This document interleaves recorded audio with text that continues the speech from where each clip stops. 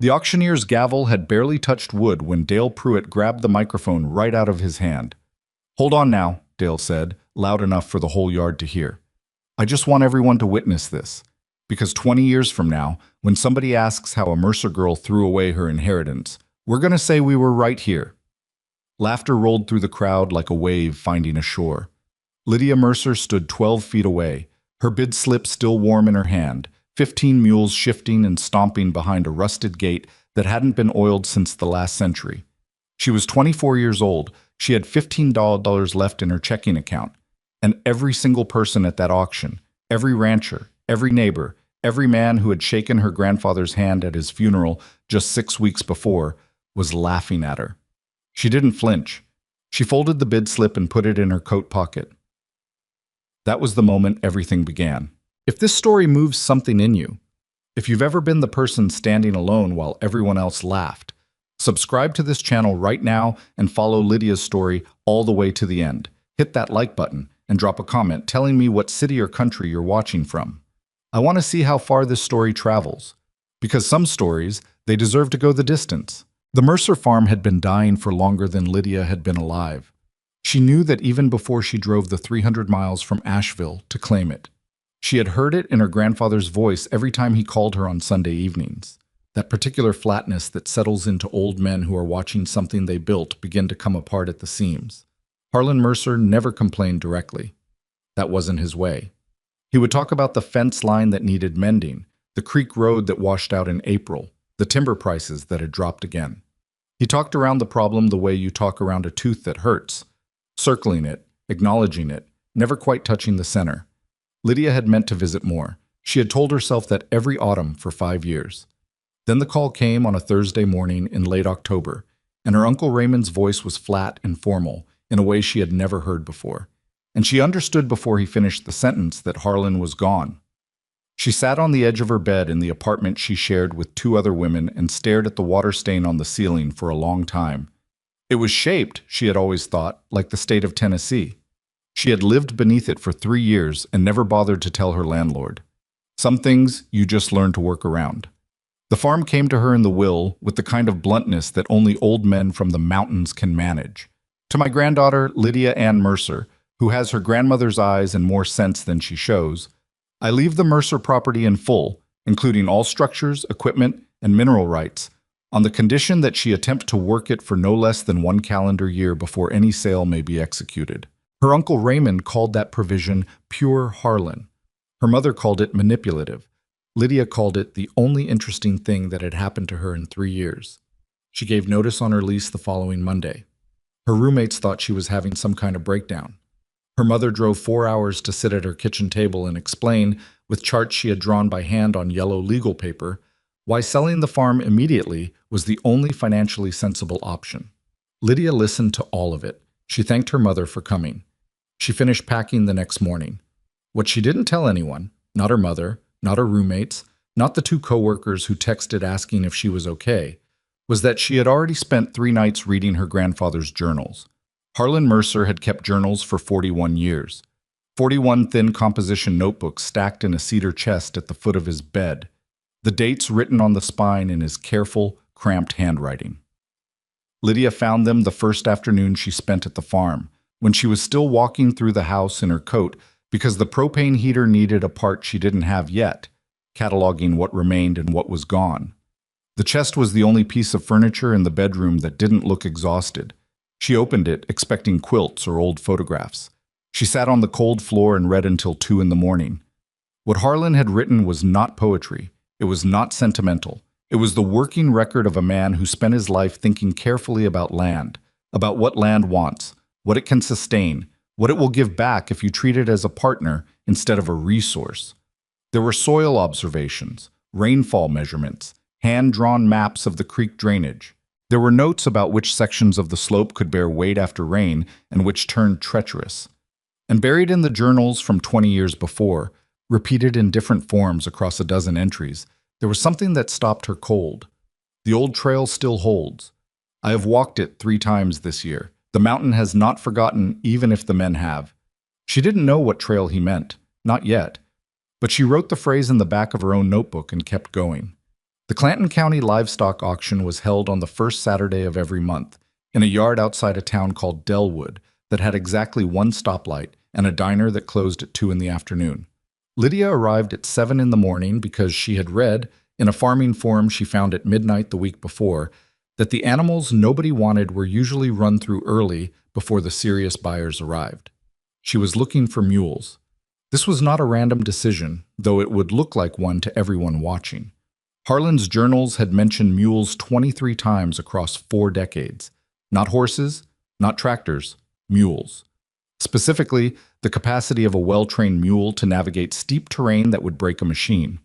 Specifically, the way a mule's hoof distributes weight differently than a horse, creating less compaction on root systems. Specifically, a mule's ability to sense unstable ground and refuse to cross it. An instinct that had, according to one entry from 1987, saved Harlan's own life on a slope above the eastern ridge when a logging skidder from the next property over had gone through the same ground 3 days later and taken the operator with it. Lydia had read that entry 4 times. She was not sentimental about animals. She had not grown up with them.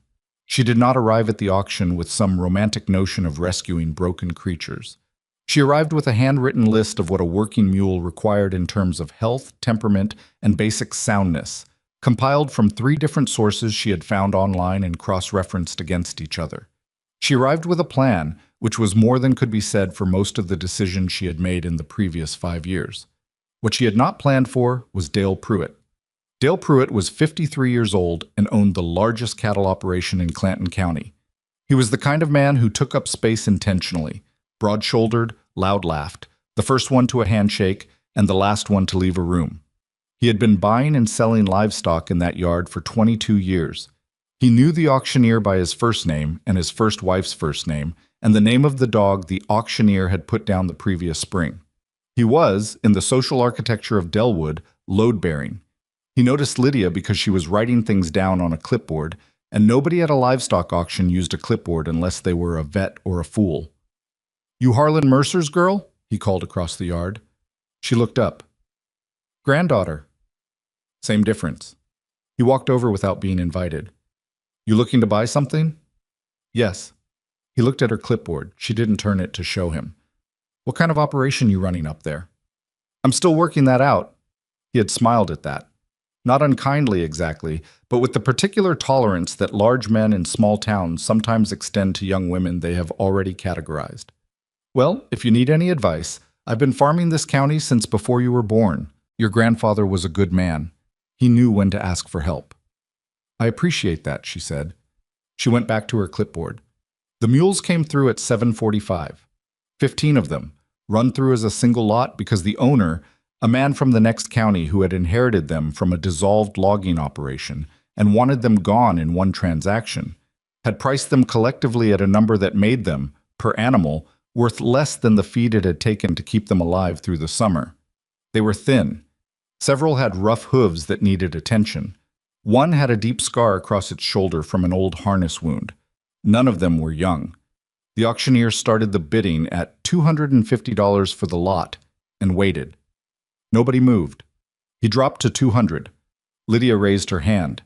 The yard went quiet in the particular way that yards go quiet when something unexpected happens. Not silent exactly, but focused.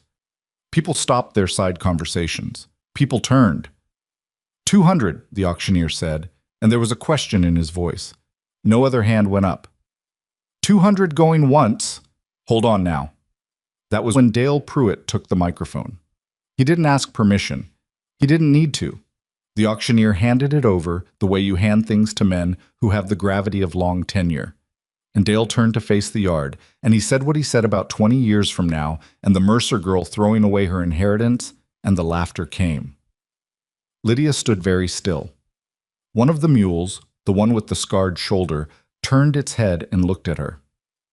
Animals do this sometimes, and people who have spent time with them will tell you there is nothing behind it, no recognition, no communication. It is movement and coincidence. Lydia knew this. She still held the animal's gaze for 3 seconds before looking back at the auctioneer. "Is the bid closed?" she asked. He cleared his throat. 200 going once, twice. He looked at Dale. Dale shrugged with theatrical generosity, The gesture of a man who had already won the room. Sold. She paid in cash. Four $50 bills she had kept separate from everything else in an envelope in her coat pocket. The change, all of it, stayed in her checking account, where it sat on top of nothing. The drive from Delwood to the Mercer property took 40 minutes on a good day and longer in November, when the road above the second ridge collected fog that didn't burn off until nearly noon. She had borrowed a trailer from her cousin without explaining why, and the 15 mules rode in the back with the shuffling, resigned patience of animals that had been loaded and unloaded enough times to understand that objection was useless. She didn't know what she was doing. She knew this clearly. She had read about mule logging. She had read Harlan's journals. She had studied the topography of the property using satellite maps and old survey documents she'd found folded inside the back cover of the third composition notebook. She had a theory, carefully built, cross-referenced, grounded in as much research as 3 weeks could produce. But a theory and a skill are not the same thing, and she had no illusions about which one she currently possessed. What she had, underneath the research and the careful planning and the four $50 bills, was a feeling she could not fully justify. The feeling that the mountain had been waiting. The feeling that Harlan's journals were not just records but instructions. The feeling that the phrase, "the old trail still holds," was not nostalgia but information. She unloaded the mules into the south pasture as the sun broke through the fog at 11:15. They moved out of the trailer and into the field with the cautious, suspicious attention of animals recalibrating to new ground. She stood at the fence and watched them. She had bought 15 animals she didn't know how to train, on land she didn't know how to work, with no money, no equipment, and no allies. The neighbor's truck slowed on the road above the property. She could see it without turning, the reflection in the old stock tank by the fence line. It slowed, idled for a moment, then moved on. She went inside and made coffee on the propane stove, which required 3 attempts, because the igniter was temperamental and she hadn't yet learned its particular rhythm. She sat at the kitchen table with Harlan's journal from 1998 open in front of her and a legal pad next to it, and she began to make a list of everything she needed to learn. It was a long list. She started at the top. The first week on the property had a quality she could only describe later, to people who asked, as vertical, meaning that everything felt like climbing. The farmhouse itself was sound, which was more than she had expected. Harlan had kept the roof in good repair and the foundation was dry, but the barn needed work she couldn't afford to pay for, which meant she was doing it herself with materials she sourced from what remained on the property and what she could buy with money she didn't have yet. She patched fence lines with wire she found coiled in the equipment shed. She repaired 3 stalls with lumber. She pulled from a collapsed lean-to behind the barn, each board pried loose and re-nailed with the careful economy of someone for whom waste was not an option. The mules watched her work from the pasture with the detached interest that mules seem to bring to human activity, curious but unconvinced. She named them on the 3rd day. This was not sentiment, it was function. Harlan's journals had noted in an entry from 1991 that she had read 3 times, that animals respond better to individual attention when they have individual identifiers, and that the quality of work you can ask from a mule is directly proportional to the quality of relationship you have built with that mule. She needed to know which animal was which, quickly, so she could begin to understand their individual temperaments. She named them after places she had been, cities and towns and one river, because she couldn't think of anything better, and the list was already in her head. Knoxville, Roanoke, Bristol. The scarred one she named Trace, which was not a place but was close enough and felt right. Trace watched her the most steadily of all of them. She noticed this without making too much of it. On the 5th day, a truck came up the driveway. She was in the barn when she heard it, and she came out with a pry bar still in her hand because she hadn't known what else to do with it. The truck was old, older than her, and it parked at an angle that suggested the driver did not expect to stay long. The man who got out moved with the careful deliberateness of someone who has learned through long experience that hurrying causes injuries. He was perhaps 70, perhaps older. He had the kind of face that outdoor work produces over decades, not weathered in the romantic sense, but genuinely worn, the way tools get worn, with a quality of having been used honestly. He looked at the barn. He looked at the mules in the pasture. He looked at her. "You're Harlan's girl," he said. "Granddaughter." "Same to me." He squinted at the mules. "Those are the Kimball animals." I don't know who had them before. Carl Kimball. He ran timber up on Cutter Mountain for 30 years with those animals before his knees went, and his sons didn't want the operation. He was quiet for a moment. They know how to work. They've just been standing still so long they've forgotten they know. She looked at him. How do you know that? Because I trained half of them. He extended a hand. Silas Boone. I lived down on the Boone Creek Road. I knew your grandfather for 40 years. She shook his hand. It was like shaking something made of wood. He told me about you, Silas said. Said you had good instincts, but too much education getting in the way of them. She almost laughed. That sounds like him. He also said you'd come up here eventually, and you'd need help when you did. Silas looked at the barn again, assessing something she couldn't read. I'm not offering charity. I don't have time for that. But if you're serious about what I think you're trying to do, I can show you what I know. What do you think I'm trying to do? He looked at her then, directly, with the focused attention of someone deciding whether to say the true thing or the easy thing. He appeared to decide on the true thing. I think you're trying to bring back what your grandfather spent 40 years building and watching everyone forget, he said. I think you found something in those journals he left, and I think you're stubborn enough to try it. He paused. I also think you have no idea what you're in for. She was quiet for a moment.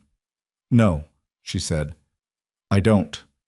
He nodded, as if this was the right answer. Maybe it was.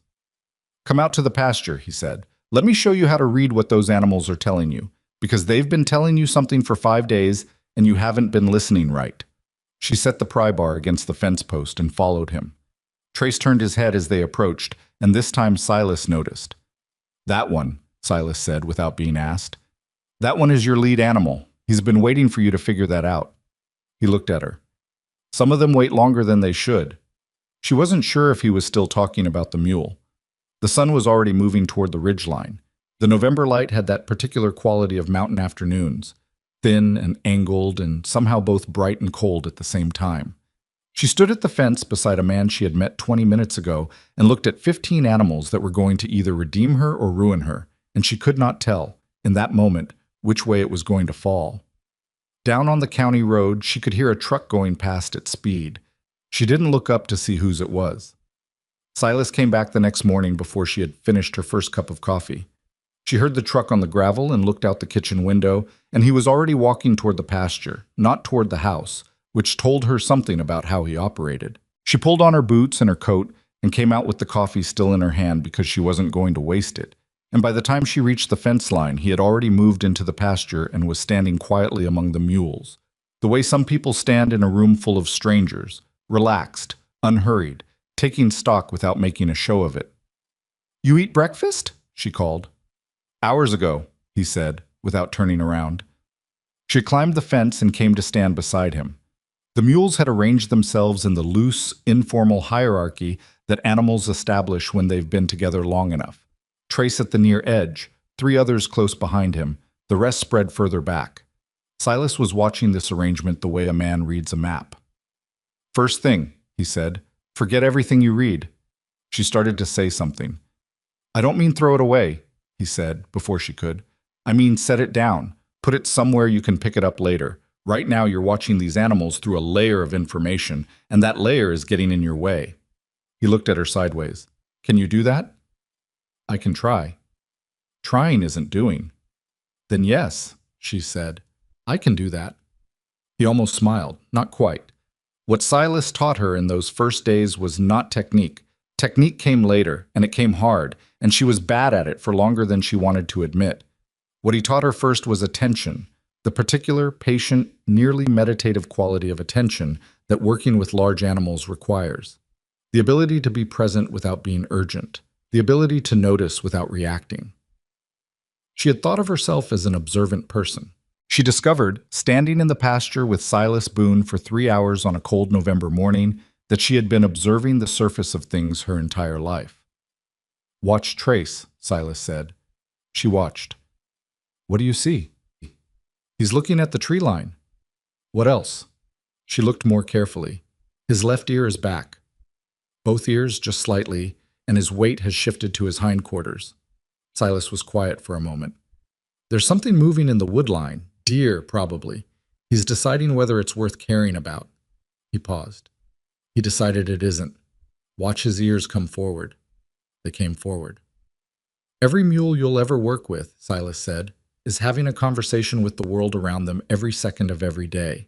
Your job is to learn the language, not speak it. You can't. Your job is to listen well enough that you stop being a disruption and start being something they can work with. She wrote none of this down.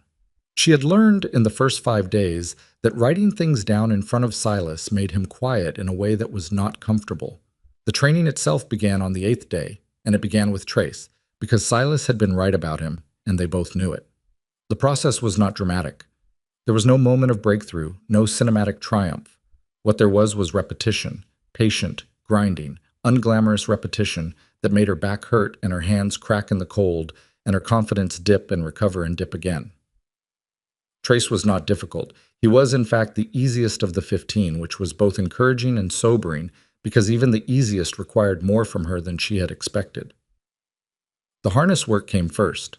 Fitting, adjustment, the discipline of doing it correctly every single time, because a poorly fitted harness doesn't just cause discomfort, it causes injury, and an injured animal cannot work, and an animal that cannot work is a cost she could not carry. Silas watched her fit the harness on Trace for the first time and said nothing until she had finished. The left shoulder strap, he said. She looked. 2 fingers, he said. You should be able to get 2 fingers under it. Not 1, not 3. She adjusted it. He watched. Now the other side. She adjusted that too. Every time, he said. Not most times. Every time. She understood this was not about the harness. The financial situation announced itself in the 2nd week in the form of a letter from the county assessor's office, forwarded from her grandfather's address to a mailbox she had not yet checked. Property taxes were due in January. The number on the letter was not catastrophic, but it was real, and real money had a way of clarifying things that theory could not.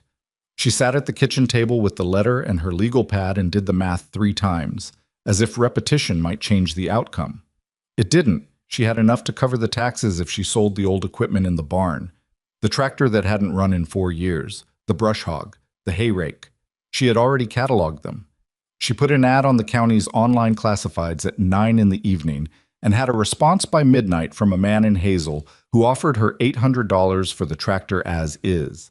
She accepted without negotiating because negotiating required confidence she didn't have the energy for that night. She didn't tell Silas. He didn't ask about money. This was one of the things she was coming to understand about him. He asked only about what he was there to help with, and he left the rest to her, which was either respect or indifference, and she chose to believe it was the former. The other 14 mules progressed at their own pace, which was to say unevenly and sometimes infuriatingly. Roanoke was smart enough to be difficult. She had learned quickly that mule intelligence is not a simple asset, but a double-edged thing, because a smart mule is also a mule that evaluates every request and decides whether it finds the request reasonable. Roanoke frequently found her requests unreasonable. There were mornings when she spent 40 minutes in a standoff with an 800-pound animal that had decided the exercise she was asking for was not worth its time, and she had to find a way through that impasse without force and without capitulation, because Silas had told her on the first day that you never win an argument with a mule and you never let a mule win one either. Then how do you resolve it? She had asked. You make them think it was their idea, he said. She had thought he was joking. He was not joking. Bristol was the one that scared her. He was the largest of the 15, a deep-chested gray with a scar on his near fetlock from something she was never able to determine, and he had a temper that wasn't vicious but was quick, a sudden shift from cooperation to refusal that came without warning signs she could read in those early weeks. Silas watched her work with Bristol on the 3rd week and said nothing for a long time. You're anticipating him wrong, Silas finally said. What do you mean? You're watching for the trigger. You're trying to catch the moment before he goes. He came into the working area and stood where she had been standing. The problem is you're so focused on preventing the blow-up that your whole body is tensed up waiting for it. And he can feel that. You being tense is part of what's making him go. She stood back and watched Silas work with Bristol for 10 minutes. The old man moved with an economy she couldn't quite analyze. Small adjustments, slight shifts in body position, the occasional low sound that wasn't quite a word. Bristol did not blow up. Bristol, in fact, seemed almost calm. How long did it take you to learn that? She asked. Silas thought about it. 20 years, he said, give or take. She looked at Bristol. She looked at the 14 other animals in the pasture and the barn. She thought about January and the tax bill and the 11 months remaining on the condition in Harlan's will. I don't have 20 years, she said. No, Silas agreed. So you're going to have to pay closer attention than I did. The town's opinion of her situation had settled by mid-November into a specific variety of pity that she found harder to tolerate than the open mockery at the auction. Pity had a way of making itself comfortable in a room. It sat down, it stayed, it looked at you with that particular expression that says, I see your situation clearly, and I see that it is hopeless, and I have already accommodated myself to your failure. She encountered it at the feed store, where the owner, a heavy-set man named Garrett, who had sold feed to Harlan for 30 years, spoke to her with the careful gentleness of a man addressing someone who has recently received bad news. You need anything special for those animals? Garrett said, the first time she came in. I can order it. Might take a week or two. The standard mix is fine for now, she said. He nodded slowly, the way people nod when they're agreeing with something they don't believe. She encountered it at the diner when she stopped in for coffee one afternoon, and two women at the next table lowered their voices, but not enough. She caught the word inheritance, and the word mules, and the phrase, such a shame, and she looked at the window and finished her coffee and left a tip that was slightly larger than she could afford because she didn't want anyone's pity extending to her ability to tip properly. She encountered it, most pointedly, at the end of November, when Dale Pruitt stopped his truck on the road above the property while she was working the fence line and rolled down his window. How are those mules working out? He called. She looked up. Fine. That right. He didn't phrase it as a question. He looked at the pasture where 4 of the animals were visible.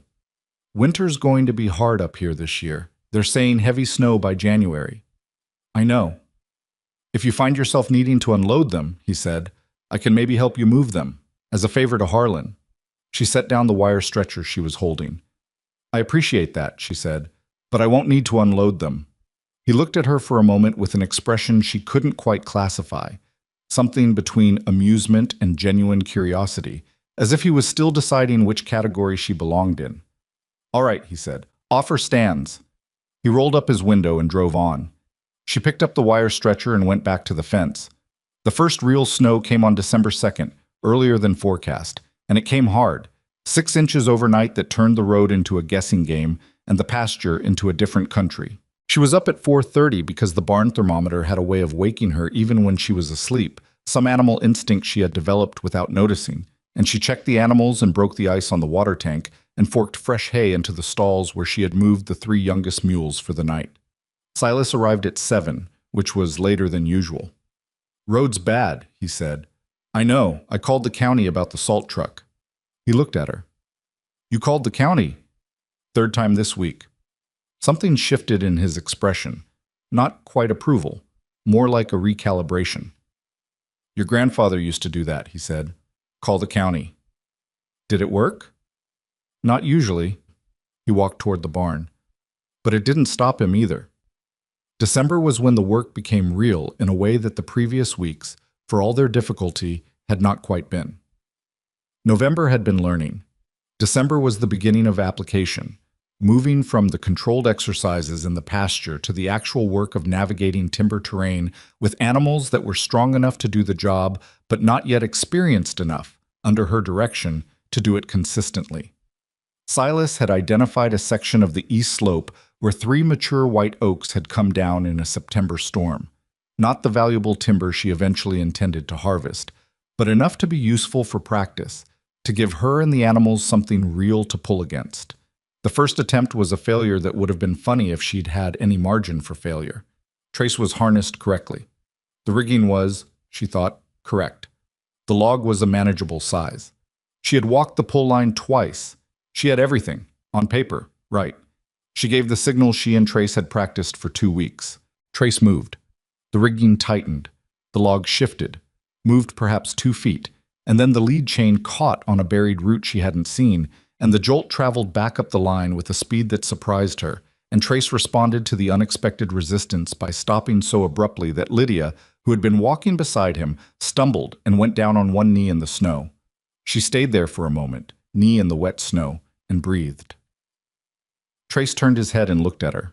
Silas, standing 12 feet back, said nothing. She stood up. She assessed the rigging. She found the route. She dug it out with the mattock she had started carrying for exactly this kind of problem, because Harlan's journals had mentioned buried roots 17 times, and she had put it down as theoretical and discovered it was practical. She reset the chain. She gave the signal again. Trace moved. The log came free. It moved 8 feet before she called the stop. It was 8 feet. It was not a victory. It was data. Again, Silas said. She reset. They pulled again and again. By the end of the afternoon, they had moved the log 40 yards down the slope to a flat staging area she had cleared the week before, and the sky was going gray and her knee was bruised, and Trace was breathing hard and she was breathing harder. Silas walked the length of the pole and looked at the log where it had come to rest. "What did you do wrong?" he asked. She thought about it honestly. "The first setup. I didn't walk far enough off the line when I was looking for obstructions." "What else?" "My signal timing on the third pull. I was a half-second late." "What else?" She thought harder. "I praised him too much after the second pull. He started anticipating the stop." Silas was quiet for a moment. "That last one most people don't see until the third year," he said. It was the closest he had come to a compliment, and she registered it without making a show of it, because she had learned that making a show of his compliments was a good way to stop receiving them.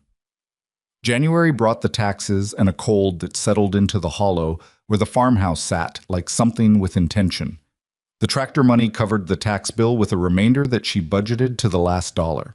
She had taken on a small side job, bookkeeping for a hardware store in Delwood, 3 hours on Tuesday mornings, $40 a session, which she had told no one about because she didn't want it to become another data point in the county's ongoing assessment of her failure. She drove into town early, parked behind the hardware store, did the work, drove back. It was unglamorous. It was necessary. She was not above necessary. Silas knew about the bookkeeping. She hadn't told him. He had the particular county-born intelligence that processes local information without appearing to seek it, and one Tuesday he showed up at the farm at noon instead of 8:30 and said only, "Had an errand." And she understood he had adjusted his schedule around hers without being asked and without acknowledging it, and she decided that Silas Boone was, under the layers of quiet and the worn-down exterior, one of the more decent people she had ever met. By mid-January, she had 6 of the 15 mules working to a standard she was beginning to trust. Not a high standard, she was honest enough to know that, but a working standard. A standard where she could take Trace or Roanoke or Bristol or any of 3 others onto actual terrain and expect them to respond correctly more often than not, and where the failures were informative rather than dangerous. The East Slope timber became the training ground, and what she learned on those slopes in January rearranged something fundamental in the way she thought about the property. The terrain was steep, steeper than she had understood from the maps, the kind of steep where every step requires its own decision. A skidder or a dozer would chew it to pieces. She had known this theoretically. She understood it now in her body, in the way her own footing shifted and her weight redistributed constantly as she moved alongside the animals. She understood viscerally what Harlan had written in 1987 about the skidder and the operator and the ground that gave way. Machines impose. Mules negotiate. The mountain had its own terms, and the machines had spent 40 years refusing to honor them, and the mountain had spent 40 years making them pay for it. She found the first reference to the buried well on a Tuesday evening in late January in the journal from 1994. She had been reading the journals in order, taking her time, letting herself absorb them slowly. She had reached the mid-90s journals, which were denser than the earlier ones. Harlan had written more in those years, longer entries, more discursive, as if he was working something out. The entry was dated March of that year, and it was mostly about spring drainage on the north side of the property, but near the end there was a paragraph that stopped her. Walked the upper trail today to the 3rd marker stone. The spring is running clear. Found the old well cap has shifted again, 3rd time this winter. The pressure beneath it is more than I expected for a dry season. I have written to the county water office, but they show no interest. What is down there is significant. I am more certain of this than I have been of most things. She read it twice. She turned to the next entry, which was about fence line repair, and said nothing about the well. She turned to the entry after that. Nothing. She marked the page and set the journal down and looked at the ceiling for a moment. The kitchen ceiling, not the bedroom ceiling, so there was no Tennessee-shaped water stain to look at, just bare paint with a hairline crack running from the light fixture toward the east wall. She thought about the old trail still holds. She thought about the journal from 1987. She thought about the survey documents she had found in the back of the third composition notebook, which showed the property boundaries in a way that included, in one corner, an annotation she had not been able to read clearly. She went and got the notebook. She held the survey document under the kitchen light. The annotation, in her grandfather's small, careful hand, said, "Upper Spring, see deed enclosure." She looked at the cedar chest in the bedroom. She had removed all 41 journals. She had gone through every item. She had found the journals and some old photographs and a pair of work gloves worn so thin at the fingertips she could nearly see through them. She went back to the chest. She lifted it and looked beneath it. She pressed on the bottom panel. Nothing. She set it down. She looked at it for a moment, the way you look at something you know is keeping a secret. Then she went to bed because it was past 10 and Silas came at 7:30 and she needed to be functional. But she lay awake for longer than she should have, staring at the ceiling, thinking about pressure building under a well cap in a dry season, thinking about a man who had walked a trail 3 times in a single year and written down what he found. February arrived with the particular brutality of second-month winters in the Blue Ridge, a cold that had settled in long enough to feel permanent, so that warmth seemed like a rumor from another season. 12 of the 15 mules were now working at a level that satisfied Silas, which was the metric she had come to use because it was more reliable than her own satisfaction. Her own satisfaction was too susceptible to hope. It was during this period that the whispers started. She noticed it first at the feed store, where Garrett asked, with genuine rather than polite interest, how the training was going. She noticed it at the hardware store on her Tuesday bookkeeping morning, when the owner, a quiet man named Phil, who had never done more than nod at her, asked if it was true she was doing mule logging up on the Mercer property. She noticed it when a truck she didn't recognize slowed on the county road above the farm and idled for a long moment before moving on. She mentioned it to Silas on a Wednesday when the temperature had climbed just enough to make outdoor work possible again. "People are asking about what we're doing," she said. He was adjusting a trace chain on Roanoke and didn't look up. "I know. Does that bother you?" He thought about it. "Depends on who's asking." "Does it bother you that Dale Pruitt is asking?" Now he looked up. "Dale's asking?" "Phil at the hardware store told me Dale came in last week asking how my operation was going." She paused. Phil seemed to think it was funny. Silas looked at Roanoke for a moment, then back at her. "Dale Pruitt has 400 acres of timber on his property that he hasn't been able to harvest because the lower slopes are too steep for any equipment he's been able to bring in. He's been sitting on it for 6 years. He went back to the trace chain. He's asking because he's starting to wonder if he made a mistake when he laughed." She was quiet for a moment. "Is he right?" "Too early to say." He finished with the chain and straightened up, his joints audible in the cold. "Ask me in the spring." What she didn't say, and what she turned over in her mind for several days afterward, was that she had found 3 more journal entries about the well. One from 1996, one from 1999, and one from 2003. Each of them mentioned the upper trail. Each of them mentioned the stone markers. And the entry from 2003, the one that sat at the front of her mind and wouldn't be shifted, said something that she hadn't been able to fully interpret but couldn't stop reading. The water office sent a man out finally. He walked the upper trail with me and looked at the well and said, "It was outside their jurisdiction. I told him what I believe is down there. He was polite. He did not believe me. I have been wrong about many things in my life, but I do not believe I am wrong about this. I have written it in the deed enclosure because some things should not depend on a man's memory alone." The deed enclosure.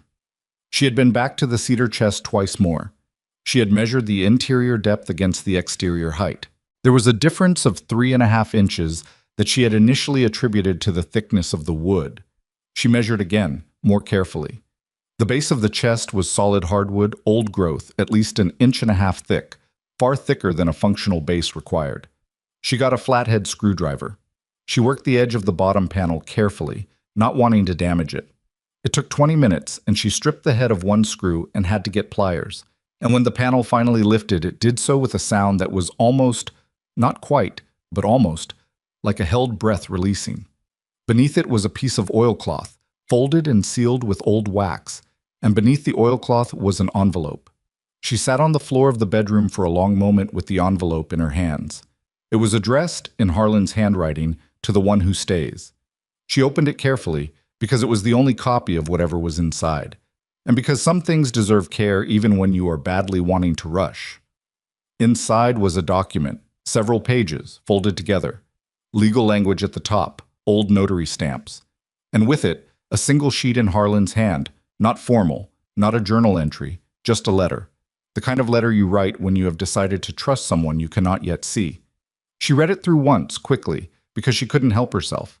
Then she sat very still for a while. Then she read it again, slowly, the way you read something that is changing the dimensions of the room around you.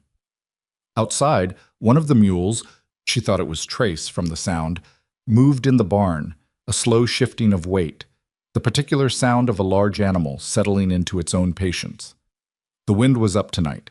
The ridge above the property caught it and turned it into something that sounded, if you were tired enough, almost like language.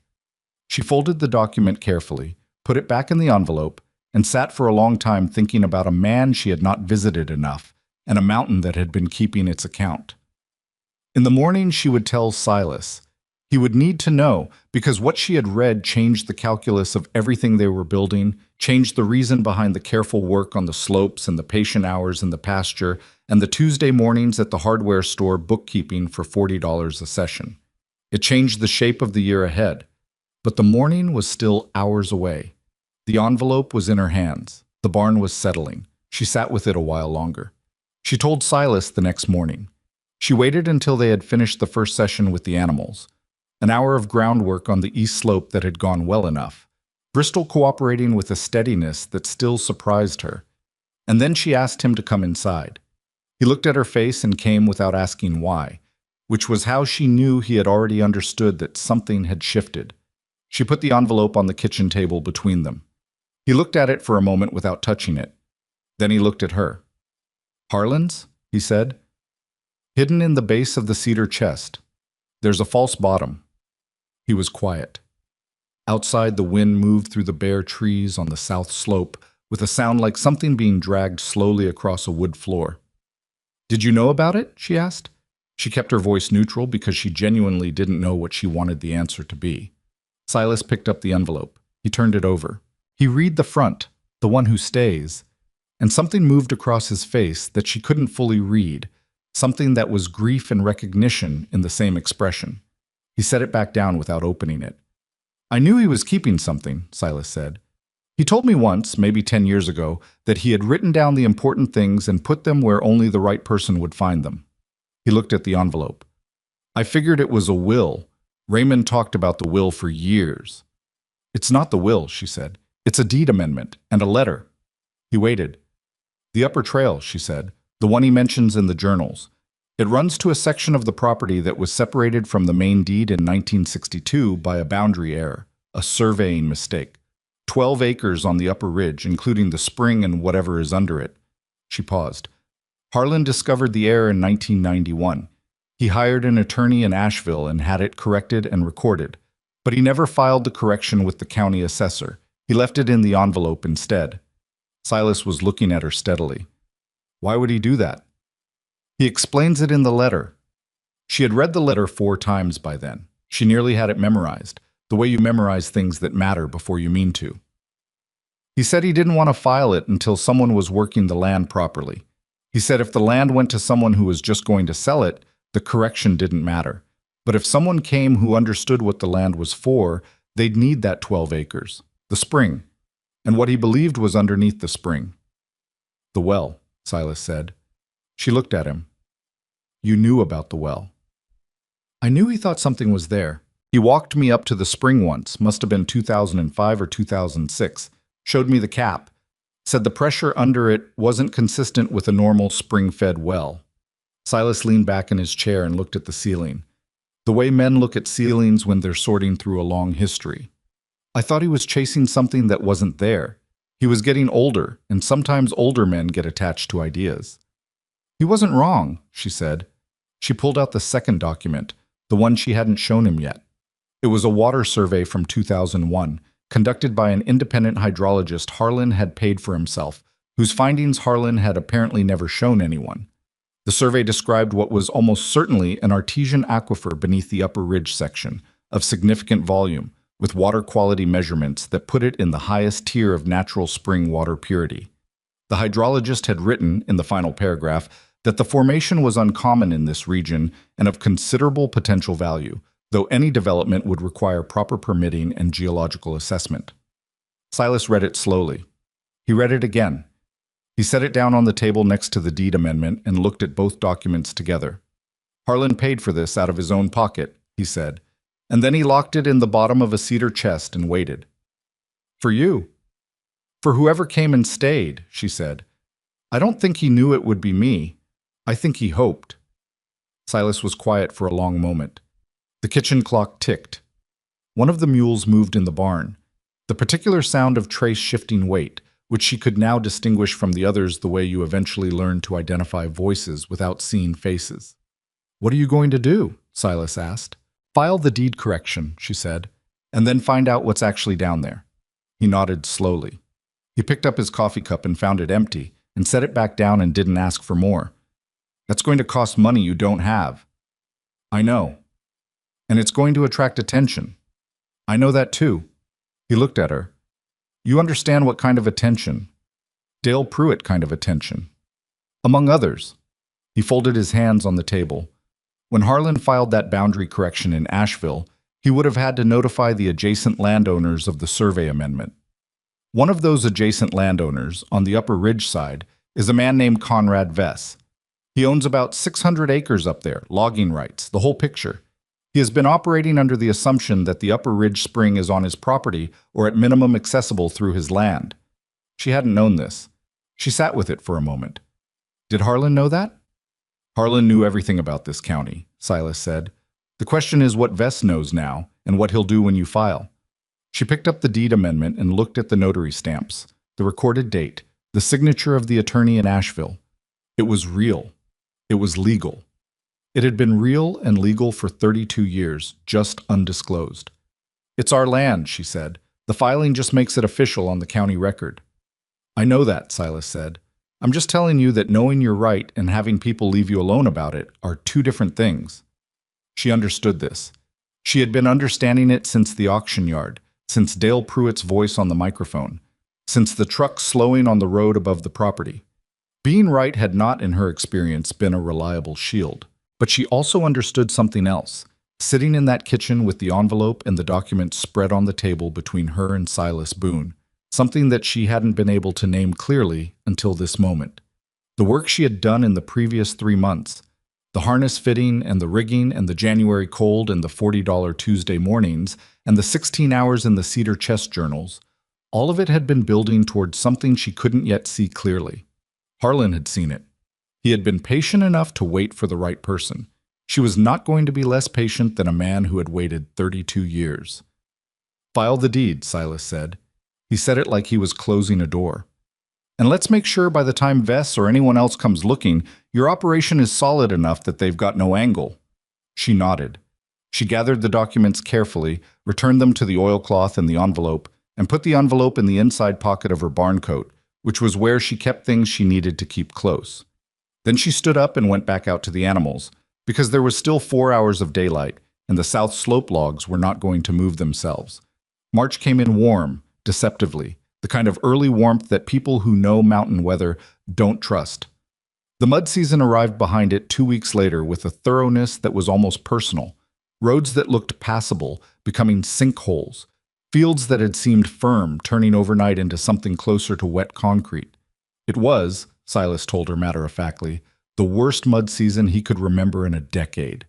It was also the season that separated what she was doing from everything else operating in the county's timber economy. The two active logging operations in Clanton County both ran skidders and log trucks. Both had shut down completely by the second week of March, because the access roads to their operation areas were impassable to anything heavier than a pickup. One of the operators, a man named Deacon Firth, who ran about 40 acres of timber on the west side of the county, lost a skidder to a mudslide on March 14th. The machine went sideways on a slope that had looked fine at 7 in the morning and turned by 10 into something that wouldn't hold weight. Nobody was hurt. The skidder was a different story. Lydia heard about it at the feed store. Garrett told her with the careful neutrality of a man sharing bad news about someone he respects, watching her face to see how she received it. She received it without visible satisfaction because satisfaction would have been indecent. But she filed it away. The mules had not stopped working. This was the thing that she could not have fully predicted and that Silas had not spelled out for her in advance, either because he'd assumed she understood or because he'd wanted her to discover it herself. The advantage of mule logging in mud season was not incidental. It was structural. The animal's hooves, spread and flexing with each step, distributed weight in a way no wheeled or tracked machine could replicate. Where a skidder compacted and rutted and eventually broke through, the mules moved across soft ground, leaving marks that the ground recovered from within a season. She had read this. She had believed it intellectually. Watching it happen, watching Trace move along a slope edge that had turned to slick, dark mud overnight and come through it with the steady, deliberate sureness of an animal that had been doing this kind its entire memory, was something different from reading about it. She had brought the first real load to the road cut on the Upper East Slope on March 7th. Not the fallen oaks from January. She had worked through those in February, moved them to the staging flat, gotten them measured and sorted. This was standing timber, carefully selected. 2 mature black walnuts that had been cracked and were declining, and 3 white oaks from the edge of a section that Harlan's journals had specifically identified as overstocked, where selective removal would benefit the remaining trees. She had marked the trees herself, with Silas walking behind her questioning every mark, asking her to justify each one. Twice he had told her she was wrong. Once she'd held her ground and been right. The second time she'd reconsidered and changed her mark. The logs came down in 3 hauls over 2 days. Trace and Roanoke working the steepest section, Bristol and 2 of the other larger animals, handling the lower slope where the ground was softer and the pull angles were more forgiving. She had expected it to take 3 days. It took 2. She had expected at least one significant problem. There were 4 small ones, and she worked through all of them without losing a day. The logs sat at the road staging area, and she took photographs and sent them to 3 specialty mills she had identified through research the previous winter. Not commodity mills, but the kind of operations that dealt in high-grade hardwood for furniture makers and instrument builders and architectural millwork. She had written to them in January, carefully, explaining what she was doing and why the timber she intended to produce would be different. 2 had not responded. 1, a mill called Heartwood, operating out of a small town in southwestern Virginia, had sent a brief reply saying they would be interested to see samples when she had them. She called Heartwood on March 9th. The man who answered was named Eugene Greer, and he had the voice of someone who had been dealing in wood long enough that he heard fraud and inflated claims so regularly that his default position was a polite, practiced skepticism that you had to earn your way through. "I got your letter," he said, "and I've gotten letters like yours before, so I want to be straight with you. The market for high-grade selective harvest hardwood is real, but small. Most people who claim to be doing it aren't doing it in any way that produces material that's meaningfully different from standard stock." "I know," she said. A brief pause. "You know." "I know because I've read enough about the industry to understand that the differentiation only matters at the log level if the selection process is genuinely different. I've marked timber on a property that hasn't been logged in 40 years, following a selective protocol based on my grandfather's management records from 4 decades of observations. The black I'm sending you samples from was growing in a stand that hasn't seen machinery since 1979. The growth rings are going to tell you something the certificate of origin alone can't." Another pause, longer this time. "Send me the samples," Greer said, "and include your ring count documentation if you have it." She had it. Silas had taught her to core sample in late January, something she had initially thought was excessive and had come to understand was essential. She sent the samples on March 12th. She waited. She kept working. The deed filing happened the last week of March, handled through the attorney in Asheville, the daughter of the man Harlan had originally used, operating from the same office, who had found the original records in her father's archived files, and who seemed, when Lydia called her, to have been expecting this call for some years. Her name was Patricia Oakes, and she was methodical and clear and charged a fair rate. And she told Lydia that the filing would take approximately 2 weeks to process through the county and that adjacent landowners would be notified as a matter of procedure. Conrad Vess, Lydia said. He's the one I'm concerned about. I know who Conrad Vess is, Patricia said. My father dealt with him twice. He's not pleasant, but he's not stupid. He'll have a lawyer look at the documentation before he does anything, and the documentation is solid. Your grandfather was thorough. He was, Lydia said. The notification goes out when the filing is recorded. After that, it's a matter of waiting to see how he responds. She paused. If he responds badly, we'll deal with it. The record is clean. Lydia thanked her and hung up and sat in the truck in the parking lot of the county clerk's office for a few minutes, watching people come and go through the glass door.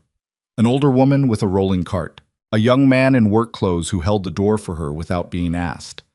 Ordinary Tuesday behavior in a small county seat, completely indifferent to the fact that a 32-year-old document was about to be officially recognized and a 12-acre question was about to get its answer.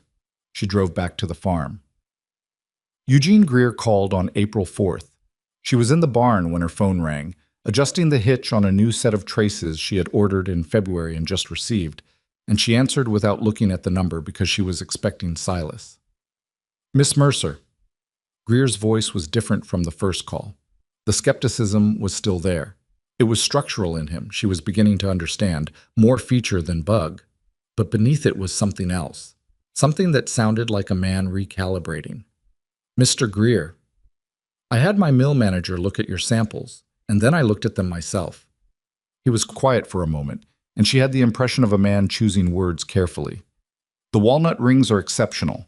62 years of growth on a slope that apparently has never seen compaction, which is what you said and which the wood confirms. The grain consistency is, it's not common. I've been buying timber for 27 years, and the grain consistency in your sample is not common. She was very still. What are you currently sitting on? He asked. In terms of inventory. 2 black walnuts and 3 white oaks, staged and ready. Plus I have marked selections in 3 additional sections that I can harvest over the next 4 to 6 weeks. What volume are we talking for the marked selections? She had the numbers in her notebook. She gave them to him. He was quiet long enough that she checked the call was still connected. I want to come see the operation, he said. Before we talk price, I want to see how you're working the slope and what you're leaving behind. When? 2 weeks. I can be there April 18th. All right, she said. And Miss Mercer. He paused again, in that particular way that meant the next sentence was the important one. If what I see matches what these samples are telling me, I'm going to want to talk about a long-term arrangement, not spot purchases, an arrangement. She said she understood. She thanked him and ended the call. She stood in the barn with the phone in her hand and the unfinished hitch on the workbench and the smell of hay and animals around her, and she allowed herself, for approximately 30 seconds, to feel the specific relief of a person who has been holding something very heavy for a long time and has just been told they might be able to set it down. Then she picked up the hitch and went back to work. She did not tell Silas about the call immediately. She held it for a day, the way you hold things you don't fully trust yet, turning it over, looking for the places where it might give way. Then she told him on the second morning, over coffee, the way she had told him about the deed documents. He listened without interrupting. He finished his coffee. He set the cup down. 27 years, he said. That's what he said. A man who's been buying timber for 27 years doesn't say grain consistency is not common unless he means it. Silas turned his cup in his hands, something she had noticed he did when he was thinking. What did you tell him about the operation? What we're doing, the selective marking, the mule haul, the no machinery protocol on the sensitive slopes. Did he ask about it or did you offer it? He asked. Silas nodded. He asked because he knows the wood doesn't come out that way unless the operation is right. He's dealt with people who claim to be doing selective work and found out they weren't. He looked at her. You need to be ready for him to look hard. I want him to look hard. Silas studied her for a moment. Yeah, he said. I think you do. Conrad Vess's response to the deed notification arrived not as a call or a letter, but as a truck parked at the top of the Mercer driveway on a Saturday morning in mid-April. A newer truck, expensive, driven by a man she didn't recognize who knocked on the farmhouse door and introduced himself as working for Vess's attorney and asked if Lydia Mercer was available. She was available. She came to the door in her work clothes and boots because she had been in the barn, and she was not going to change to receive a messenger. He handed her an envelope. Inside was a letter on legal letterhead stating that Conrad Vess disputed the boundary correction filing and intended to challenge the recorded deed amendment, citing a 1962 county survey that he claimed established the eastern ridge boundary in his favor. She read it standing at the door. The man who had delivered it waited. "Is there anything you need from me?" she asked. "Mr. Vess's attorney would like to know if you'd be willing to meet." "Tell him to contact Patricia Oakes in Asheville," she said. "She handles our legal matters." She used "our" deliberately. She wasn't sure why. The man noted something in a small notebook and walked back to his truck. She called Patricia from the kitchen table, still in her barn coat. Patricia received the information with the equanimity of a woman who had expected exactly this and said she would respond to Vess's attorney within the week, and that Lydia should not communicate directly with Vess or his representatives. "How serious is the challenge?" Lydia asked. "The 1962 survey he's citing is the document that contained the original boundary error," Patricia said. "The same error my father's firm corrected in 1991. His attorney either doesn't know that yet or is hoping you don't." A brief pause. "This is a pressure move. He's hoping you'll negotiate rather than litigate." "I'm not negotiating the boundary." "I didn't think you would be," Patricia said. "I'll draft the response." Eugene Greer arrived on April 18th in a truck that had seen significant use and wore it honestly, which she took as a good sign about the man. He was older than she had expected from his voice, mid-60s, compact, with the kind of permanent squint that outdoor work produces over decades. He shook her hand without preamble and looked at the pasture where 5 of the mules were visible and said nothing for a moment. "Those are good animals," he said. "They've had time to figure themselves out." He looked at her. "How many people told you this was a bad idea?" "Most of them." He turned back to the pasture. "Show me the slope." She walked him up the east side along the cut she had opened in late February and extended through March.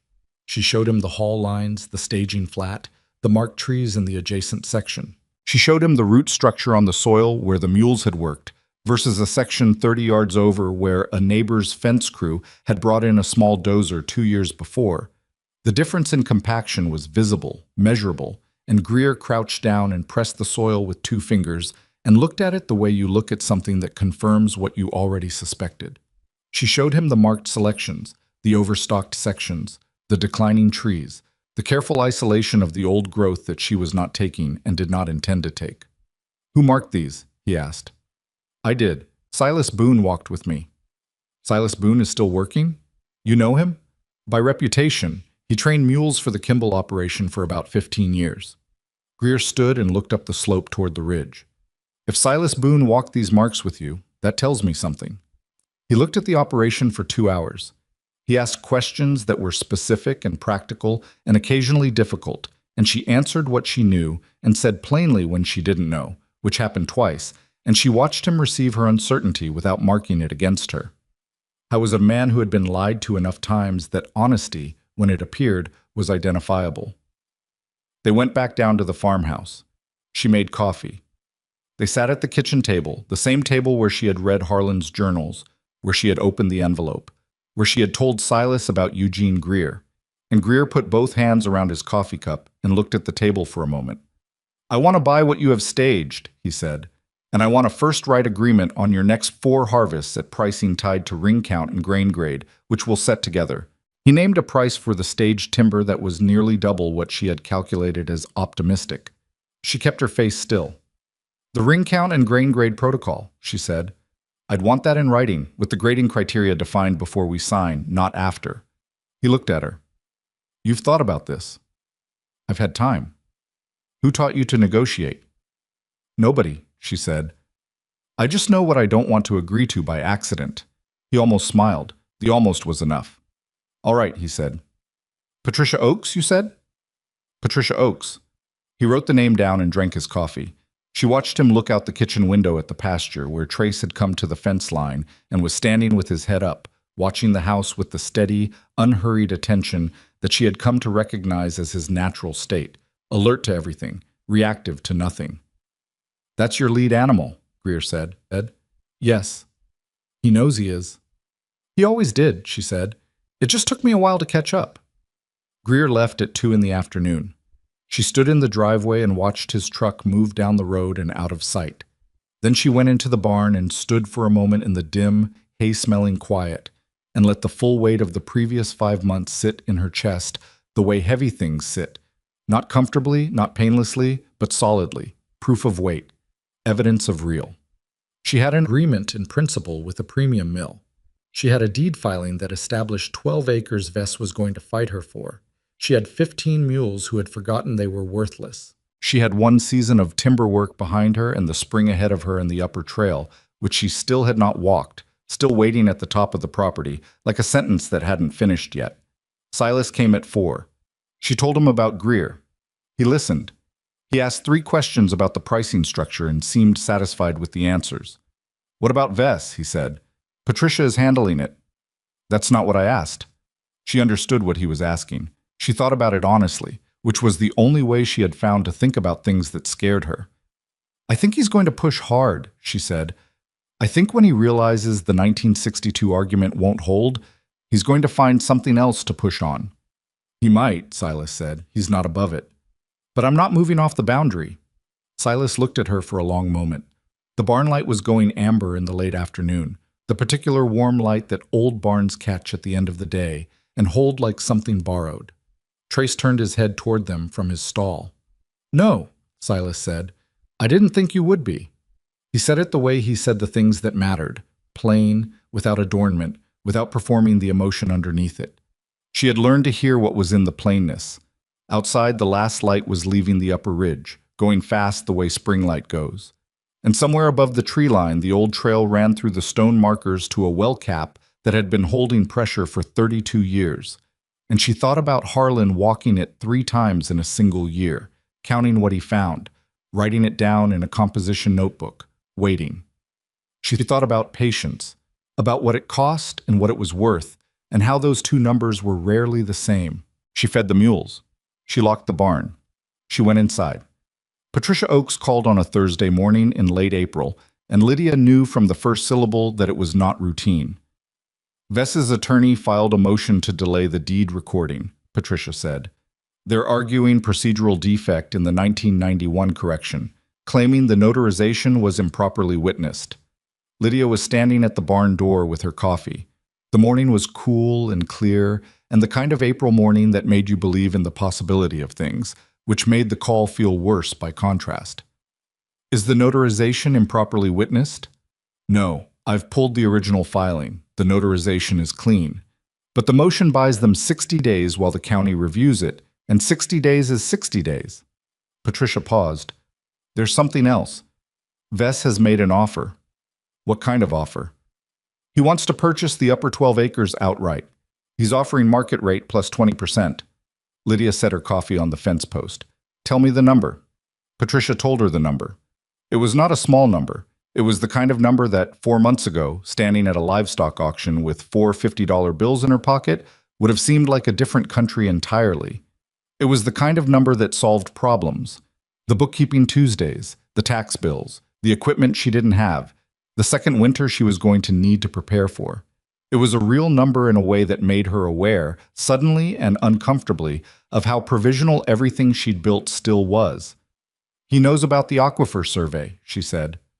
He must, Patricia said. The premium he's offering doesn't make sense otherwise. She picked her coffee back up. It had gone cold. What's the deadline on the offer? 2 weeks? And if I don't accept? He proceeds with the procedural challenge and likely files a separate adverse possession claim based on his historical access to the spring. Patricia's voice was careful and professional, which was another way of saying the news was worse than she was making it sound. The adverse possession argument is weaker than the boundary challenge. He'd have to demonstrate continuous, open, hostile use for over 20 years, and your grandfather's journals likely contradict that. But it would take time to defeat, and time costs money. Lydia understood the architecture of it. She understood it the way you understand something that has been designed specifically for you, something someone has built with your particular constraints in mind. Vess had looked at her situation. Young, undercapitalized, operating on a year-long deadline in a will condition, and he had built a pressure system calibrated to those exact dimensions. 2 weeks, a number large enough to be tempting, legal friction expensive enough to make refusal painful. It was well constructed. She could see that clearly, and seeing it clearly didn't make it easier. She told Silas that afternoon. He listened without any visible reaction, which was how he listened to things that made him angry. She had learned this about him, that his stillness was not indifference but a kind of discipline, the same discipline he brought to working with difficult animals, the refusal to let emotion drive the response. "What are you thinking?" he asked when she'd finished. "I'm thinking he wants it badly enough to pay 20% over market and run a 60-day delay play at the same time, which means he's not patient. He's trying to make me feel the clock." "You feel it?" She thought about being honest. "Yes." Silas nodded. "That's not a weakness. That's just having a real situation." He was quiet for a moment. "What does Greer's agreement look like if you lose the upper 12? She had already done this math, twice. The way you check math, you don't want to believe. "The stage timber we have is fine. The first right agreement covers 3 sections on the east and south slopes. But the upper ridge section, the one I haven't harvested yet, is inside the disputed 12 acres. That's the oldest growth on the property. That's where the grain Greer's excited about comes from. So losing the 12 means losing your best timber relationship. Long term? Yes." Silas looked at the ridge line. The upper trail was up there, somewhere above the tree line, marked by stones she still hadn't seen for herself. "What did Harlan say about it?" "In the letter." She had been expecting this question. She went inside and got the envelope and brought it out to the fence where Silas was standing, and she read him the relevant section of Harlan's letter. Not all of it, because some of it was private in a way she hadn't yet resolved, but the part about the 12 acres. "I spent 30 years watching men take from this mountain what they could reach easily and leave behind what required patience. The upper ridge is what it is because nobody had reason enough to be careful with it. That is a strange kind of protection, being saved by your own inaccessibility. I want whoever comes here to understand that the value of the upper section is not only in what it holds underground, it is in what it has been allowed to become above it. Do not trade that for a short answer to a money problem." She folded the letter and put it back. She didn't look at Silas. "Short answer to a money problem," Silas said. "Yes." He was quiet. A crow called once from somewhere on the south slope, and then went quiet too. "What are you going to do?" he asked. It was the same question he had asked in February, sitting at the kitchen table with the deed documents. And she understood he asked it not because he didn't know, but because he believed the answer needed to come from her out loud. "I'm going to turn down the offer," she said, "and I'm going to call Patricia and tell her to fight the procedural challenge, and I'm going to figure out how to pay for the legal work." "How?" She had been working on this since the call that morning. It was not a beautiful solution. It was the kind of solution that required swallowing something uncomfortable, which she had found, over the previous 5 months, was usually the only kind available. "The first payment from Greer for the staged timber covers 2 months of legal fees. After that, I need another revenue source." She paused. "There's been interest from 2 landowners about using the mules for timber access on their property. I've been putting it off because I didn't want to spread the operation thin. But if I take one of them on, carefully, on terms I control, it covers the gap." Silas turned to look at her. "Which 2? "Phil Darden on the North County Road, and Dale Pruitt." A silence. "Dale Pruitt asked you?" "Last week. His foreman called." She met his eyes. "He's got the 400 acres of timber on the lower slopes that haven't been accessible. He wants to know if I'd bring the mules." Silas turned this over for a moment. She could see him working through it, the satisfaction that came with it, which was real and human and which both of them were capable of feeling, and the practical question beneath the satisfaction. "What are your terms?" he said. My protocol, my marking, my haul lines, my timetable. He doesn't direct the operation. He provides access and pays the day rate I set. He'll push back on that." "I know. He's used to being the one who sets terms." "I know that too." She looked at the pasture where Trace was standing at the near fence in his customary position, attentive, settled, watching. "But he needs what I have more than I need his particular 400 acres. There are other landowners." Silas was quiet for a moment. Then he said, Harlan would have handled it the same way. She wasn't sure if it was a compliment or just an observation. With Silas, sometimes those were the same thing. She walked the upper trail for the first time in the first week of May. She had been putting it off in a way she couldn't entirely explain to herself. Not fear exactly, but something adjacent to it. The reluctance to close a question that had been open for months, as if the trail could only disappoint the idea she had built of it. Silas had mentioned it twice without pushing, which was his way of pushing. On a Tuesday morning, when the weather was clear and the slopes were dry, and there was no operational reason not to, she got her boots and her notebook and went. The trail was real. That was the first thing she registered, and it sounds obvious, but it wasn't. She had spent enough time looking at old maps and journal references that some part of her had worried it might be overgrown to nothing, reduced to a suggestion. It was not. The path was narrow, and in places the brush had grown across it and needed to be pushed through, but the ground beneath was solid, and the stone markers were exactly where Harlan's journals described them. 3 flat stones set upright at intervals, each one weathered and patient. Not placed to be dramatic, but placed to be found. The spring was beyond the 3rd marker. She heard it before she saw it. Not the sound of running water exactly, but a particular quality of the air, a coolness that didn't match the May morning, and then the sound underneath it, barely audible, the movement of water beneath the surface. The well cap was a heavy iron disc, old, set into a rough stone collar that someone, Harlan, she assumed, or maybe someone before Harlan, had built with unhurried care. The cap had shifted exactly as the journals described. She could see the gap at one edge, and from the gap came a smell that was clean and mineral and cold, the smell of deep water. She sat on the ground next to it for a while. She was not a person given to ceremony.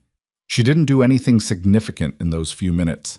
Didn't speak, didn't perform any particular feeling. She just sat with the fact of it. The 12 acres, the spring, the aquifer beneath it that a hydrologist had assessed in 2001 and a man named Harlan Mercer had written about in a composition notebook in 1994.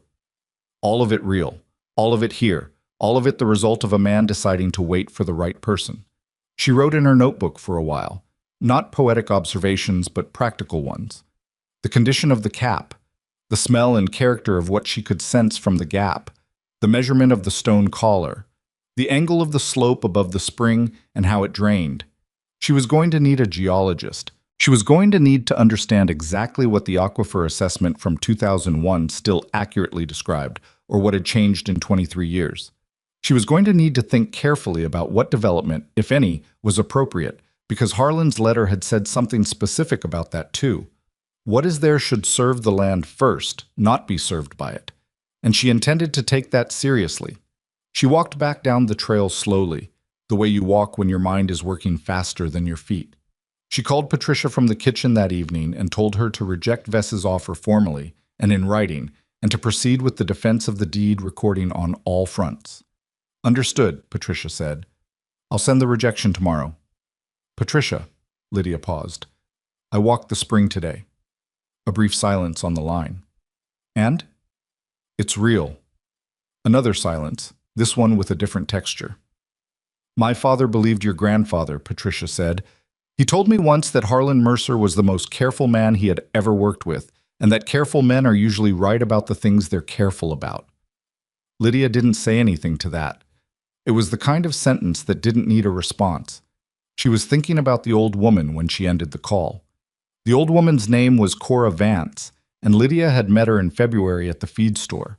A coincidence of timing, Lydia arriving for a supply pickup at the same moment Cora was there for something she never specified. Cora was 81, possibly older. She was vague about it in a way that suggested she considered the number irrelevant. And she had lived on the county road 2 miles below the Mercer property for most of her life. She had known Harlan. It emerged in the conversation over 20 minutes in the parking lot while Garrett loaded Lydia's truck. Known Harlan's wife before she died, had known the property in its working years, had a memory of the mountain that went back to a time Lydia could only access through composition notebooks. She was also the person who had first confirmed for Lydia that the whispers were changing direction. People are talking different about you than they were, Cora had said, in the direct way she said most things. In November, they were talking about you like you were a cautionary tale. Now they're talking about you like you might know something. What changed? Lydia had asked. The mud season, Cora said. When Deacon Firth lost that skidder and you kept working, people noticed. It was Cora who had told her in that same parking lot conversation to watch out for Conrad Vess. Not because of anything specific, she hadn't known about the deed situation then, or if she hadn't let on, but with the particular certainty of a woman who had watched a man operate in a county for 40 years and had made an accurate assessment. He's the kind of man who mistakes other people's patience for weakness, Cora had said. Your grandfather understood that. They had words about it once, years back. Harlan won, but Vess didn't forget. Lydia had written that down in her notebook later and thought about it often in the weeks that followed.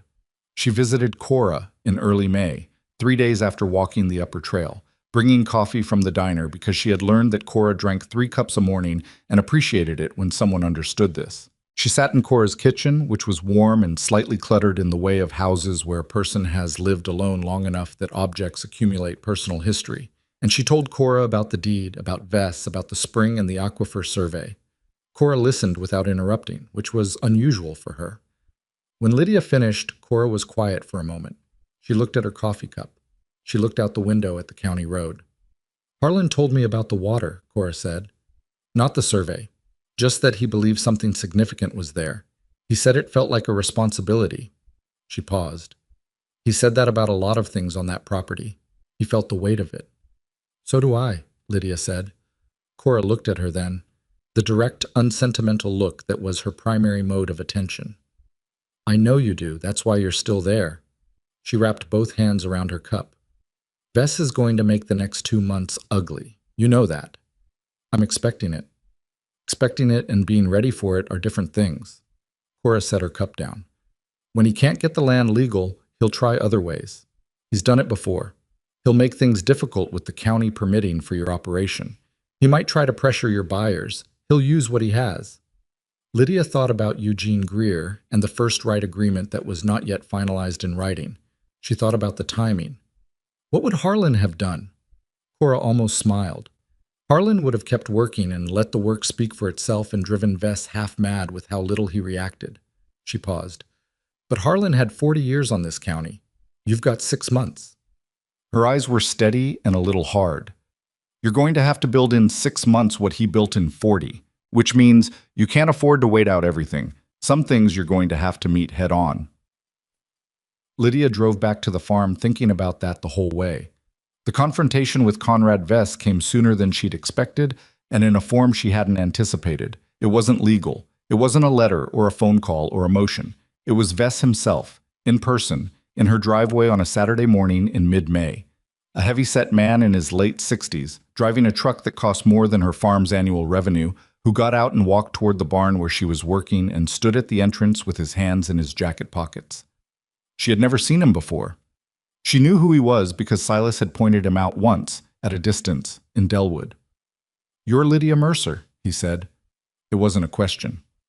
I am. She set down what she was holding, which was a broken trace chain she'd been examining, but she did it without hurrying. He looked at the barn, at the mules in the visible stalls, at the general state of the operation. She couldn't read what he was calculating. I wanted to come in person, he said. I think some things are better said directly. All right? My offer is real, and it's fair, and it's going to be the best offer you receive for that section of land. He was looking at her steadily, and he had the particular confidence of a man who has gotten what he wanted through direct pressure often enough that he believes it is his natural state.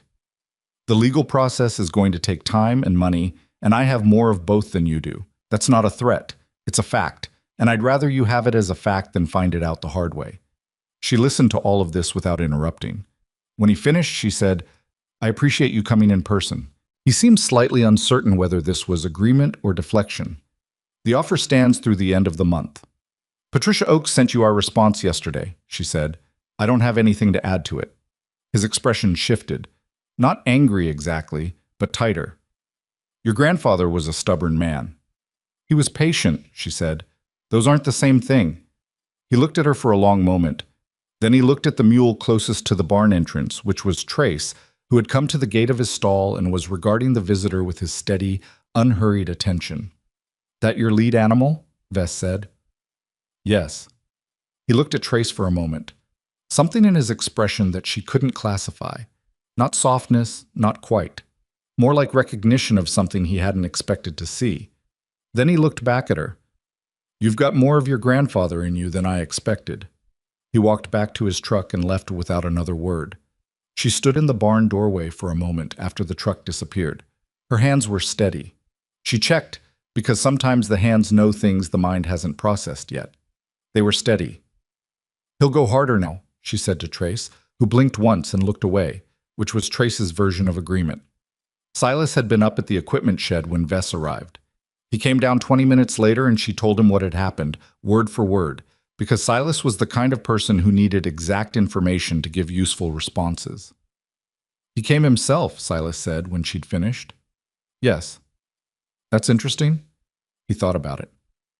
Men like Vess send lawyers and letters when they're operating from strength. When they come themselves, it's because the lawyers and letters aren't working the way they expected, and they want to read you in person. What did he read? Not what he hoped for, probably. Silas looked toward the road where the truck had gone. "He'll go to the county next. Permitting, like Cora said. He's got relationships there." "I know." "You need to get to the county first." This was not something she had done yet. Not from avoidance, but from focus. The narrow focus of building the operation that had, until now, been the most urgent thing. But Silas was right, and she knew it, and she had known it for 2 weeks, and had been putting it off because she was better at solitary work than at the room. Working that county relationships required. She went to the county planning office on Monday morning. She asked for every permit, every registration, every filing that her operation might require, and she filed them, all of them, that same day, walking from office to office with her notebook and her documents and the particular composure of someone who is being careful rather than confident, which looks different and works better. The permit clerk, a woman in her 50s named Arlene who had clearly seen everything twice and had opinions about all of it, looked at the stack of filings Lydia put on her desk and said, "You starting a business or writing a dissertation?" "Both, probably," Lydia said. Arlene had almost laughed. She stamped the applications and told Lydia the processing timeline and gave her the name of the county agricultural extension agent who handled timber operation registrations, which was a piece of information she hadn't known she needed. She called the extension agent that afternoon. His name was Marcus Webb, and he was 35 and knew his regulations cold, and was, she discovered, one of the people who had been quietly following the progress of the Mercer operation through the county grapevine. "I've heard about the mule logging," he said. "There are some state-level programs for sustainable forestry operations that you may qualify for. They come with certification, and they come with some financial support." He paused. "Most people don't know about them because most people aren't doing what you're doing." She wrote down everything he said. Heartwood Mill's formal agreement arrived in the second week of May. The written contract with Patricia's revisions incorporated. The grain grading criteria specified exactly as she had asked. The first right arrangement covering 4 harvests over 18 months. She signed it at the kitchen table and scanned it and sent it to Patricia, and then sat for a moment with the pen still in her hand. The agreement was real. The operation was real. The upper trail and the spring and the aquifer beneath it were real. 6 months ago she had stood in an auction yard and people had laughed and she had folded a bid slip and put it in her coat pocket. She thought about Harlan writing in the 1994 journal. "What is down there is significant. I am more certain of this than I have been of most things." She thought about a man who had been certain of something for 30 years and had chosen patience over announcement, who had waited not because he lacked urgency, but because he understood that some things can only be proven by doing them, and that the proving takes longer than the knowing. She thought about Cora saying he felt the weight of it, the responsibility of a piece of land that had been protected, partly, by its own difficulty. The upper ridge that had been saved by being too steep for machinery, too inconvenient for the men who might have damaged it. She thought about 15 mules that everyone had called worthless. She put the pen down. She went out to feed the animals because it was that hour, and they were waiting, and the work did not pause for significance. Cora Vance called on a Thursday morning in late May. Lydia was on the east slope and she came down when she felt the phone vibrate, because something about the timing made her pay attention. But it was not Cora on the line. It was a woman who identified herself as Cora's niece, calling from the hospital in the county seat. Lydia drove down the mountain without taking time to change or wash her hands. She sat in a hospital waiting room that smelled of industrial cleaning fluid and old coffee, and she waited, and the niece, a woman in her 40s named Bev, who had Cora's directness but less of her patience, told her that Cora had had a cardiac event the previous evening and that the doctors were cautious about the next 48 hours. She asked for you specifically, Bev said. There was no particular warmth in how she said it, just fact. She woke up this morning, and the first thing she said was to call the Mercer girl. She sat with Cora for an hour that afternoon. Cora was small in the hospital bed, in a way that Lydia had not prepared for. She had known Cora primarily as a presence, rather than a person with physical dimensions, a voice and a directness and a memory that went back further than anyone else's. Seeing her reduced to the particular smallness of hospital rooms was a specific kind of hard, but Cora was awake, and she was herself, which was to say she was direct. Don't make a face, Cora said. I'm 83, not dead. You told me you didn't know your age. I know it fine, I just don't see why other people need to. She looked at Lydia with the familiar steady attention. Tell me what's happening with Vess, Lydia told her. The rejected offer, the procedural challenge, the in-person visit, the county filings. Cora listened. You went to the county yourself. Monday. Good. She was quiet for a moment. Harlan should have done that sooner. He trusted the work to speak, and mostly it did, but there were years it would have helped to have the relationships in place. She looked at the ceiling. He knew it too.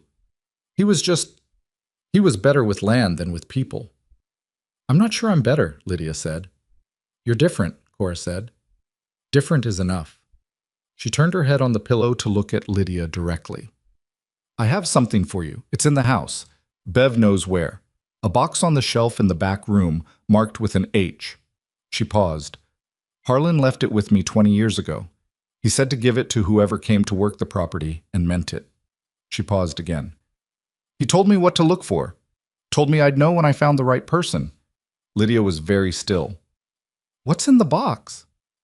I don't know exactly. I never opened it. Cora looked at her. But he said it was the last piece, the part that made the rest of it make sense. The room was quiet, except for the soft machine sounds that hospital rooms accumulate. Lydia looked at the woman in the bed, 83 years old, small and sharp and still entirely herself, holding a piece of a story that a man named Harlan had entrusted to her 2 decades before. Cora, she said, he trusted you with this for 20 years. He trusted me with a lot of things, Cora said. That's what you do with people you trust. You give them the things that matter, and you let them hold it. She closed her eyes for a moment, not from weakness, but from something that looked more like resolution. Go get the box. Bev led her to the back room without conversation, which suited Lydia fine. The house was the kind of house that accumulates a life rather than decorates one. Shelves that held what was useful and what was remembered without distinguishing between the two. A ceramic mug with a chipped handle next to a photograph. A folded piece of paper next to a seed catalog 20 years old. Lydia looked at none of it directly. It felt like reading someone's mail. The box was on the 3rd shelf, marked with a single letter H in black marker on masking tape. Harlan's handwriting, the same careful, cramped hand from 41 composition notebooks. It was a shoebox, old, the cardboard softened at the corners with age. Bev pointed at it and left without being asked, which was the most considerate thing she did that day. Lydia carried it to the kitchen table and sat down. She did not open it immediately. She was aware of the particular quality of the moment, not drama exactly, but the weight of sequence, the feeling that what was in the box was the last word of a sentence that had started 32 years ago when Harlan Mercer walked the upper trail and pressed his hand above a well cap and wrote down what he believed. She was aware that she was about to finish reading something a man had started writing before she was old enough to understand what land meant. She opened it. Inside was a folded topographical map, hand-annotated, more detailed than anything she had found in the surveys or the journals. Every trail marked, every stone marker, every drainage line, and in the upper right section of the map, the 12 acres, the spring, the ridge, a notation that was different from the rest. Where everything else was written in pencil, this was written in ink. Full formation. Northeast quadrant. Depth estimate 200 to 240 foot. access point marked, and an X placed with the precision of a man who had been to the spot enough times that his hand went there without measuring. Beneath the map was a letter. Not the same letter as the cedar chest, a different one, shorter, written on plain paper without legal formality. The date at the top was November of the previous year, 6 weeks before Harlan died. She read it once quickly, and then a second time slowly, the way she had learned to read his things. If you are reading this, you found the cedar chest first, and then you found Cora, which means you did it right. The map shows you the access point I identified, the northeast quadrant of the spring formation. I hired the hydrologist to confirm what I already believed, and he confirmed it, and then I paid him and put his report in the envelope because I was not ready for anyone else to know. I have thought a long time about what this water means, and I keep coming back to the same answer. It is not mine. It was never mine. It belongs to the land and to whoever is willing to be responsible to the land rather than for it. There is a difference. I spent 40 years learning that difference. I hope you didn't take as long. There is one more thing. In 1988, I registered a conservation easement on the Upper Ridge section with the State Land Trust. It covers the spring formation and 100 feet in every direction. Whatever is there cannot be developed commercially. It can be accessed, it can be assessed, it can be used sustainably. The terms are in the land trust documents, which the trust has copies of. I did this because I knew that whoever found it would be tempted, and temptation is easier to resist when the decision has already been made for you. I'm sorry I didn't tell you in person. I meant to have more time. She sat with the letter for a long time. The kitchen clock ticked. Outside, the county road carried occasional traffic in the particular rhythm of a Saturday. Not busy, not silent, the ordinary pulse of a small county going about its business. She thought about a man sitting down to write this letter in November, knowing the calendar was running out, choosing what to say and what to leave for the box and what to leave for the trail itself. He had registered the conservation easement in 1988, 35 years ago. Before the hydrologist, before the deed correction, before any of the documents in the cedar chest. He had made the irreversible decision first and built the rest around it. He had removed the commercial temptation because he knew what commercial temptation did to good judgment, and he had made the removal permanent so that it couldn't be undone by a bad year or a large offer. Vess's offer, she understood now, had never been about the land. It had been about the water, and the water as of 1988 was already protected. She called Patricia from the car in Cora's driveway. "The Upper Ridge Spring Formation," she said when Patricia picked up.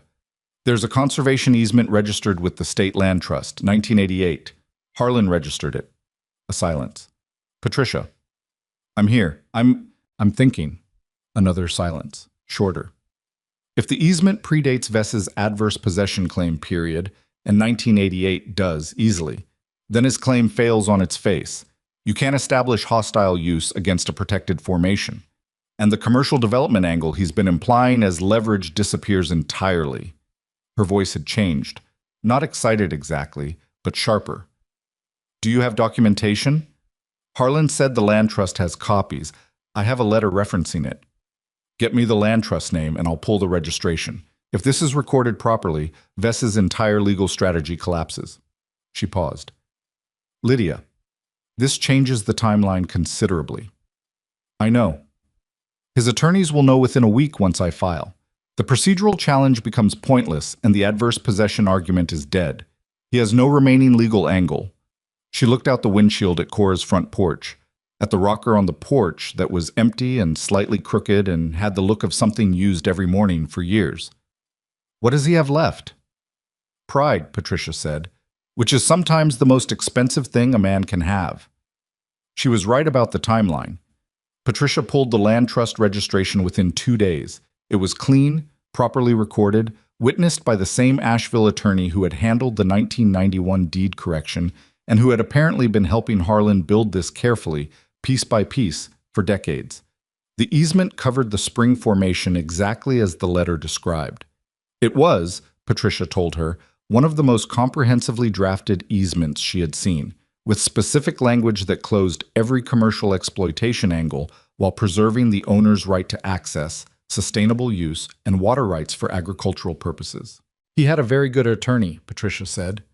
"His daughter is pretty good too," Lydia said, She filed the easement documentation with the county on a Wednesday morning, the same week Patricia sent Vess's attorney the formal notice of the conservation easement's existence and its implications for all pending claims.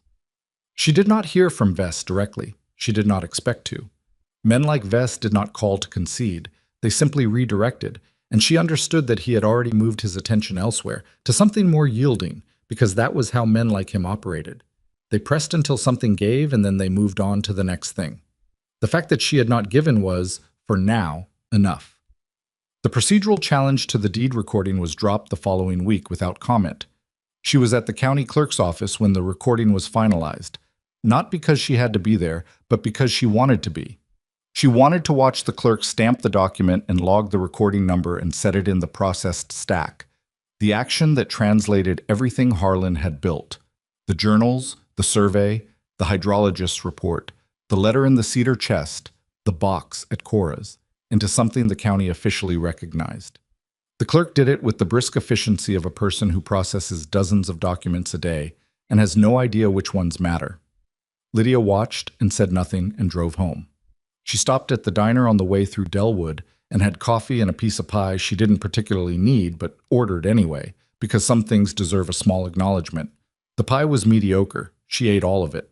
Cora came home from the hospital on a Friday in early June, thin and deliberate and annoyed at the fuss her niece was making. Lydia brought coffee and sat with her on the porch in the crooked rocker's companion chair and told her everything: the easement, the drop challenge, the deed recorded. Cora listened without interrupting, which meant she had already known most of it. "Bev told me," Cora said, which confirmed it. "Did Harlan tell you about the easement?" Lydia asked. "He told me he had made the decision permanent." Cora looked out at the road. "He didn't give me details. He said some things are better not known specifically because then nobody can be pressured about them." She paused. "He was a careful man." "He was more than careful," Lydia said. "He was strategic." "He was both," Cora said.